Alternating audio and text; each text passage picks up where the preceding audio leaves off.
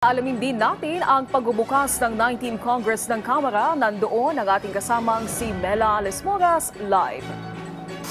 Naomi, ipinagmalaki ni House Speaker Martin Romualdez ang legislative accomplishments ng Kamara sa pagbubukas ng third and final regular session ng 19th Congress. Pagtitiyak niya hanggang sa pagtatapos ng kanilang termino, sila'y maghahatid ng makabuluhang pagseserbisyo.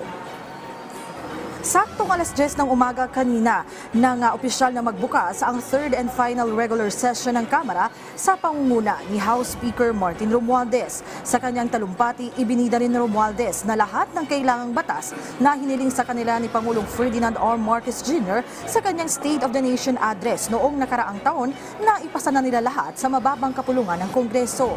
Anya, natapos nila ang kanilang homework at natugunan ng Kamara ang mga issue sa food security, climate change, social protection, tourism, public health, public order and safety at iba pang mahalagang usapin sa bansa. Ngayong muling maghahati na panibagong SONA si Pangulong Marcos, pagtitiyak ni Romualdez, masusunod nila ulit itong tututukan at ipapasa sa lalong madaling panahon.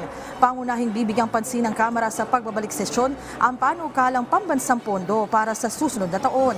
Yan ay sangalan na rin ng tuloy-tuloy na serbisyo ng gobyerno, lalo na pagdating sa pagtugon sa pangailangan ng iba't ibang sektor tulad ng agrikultura.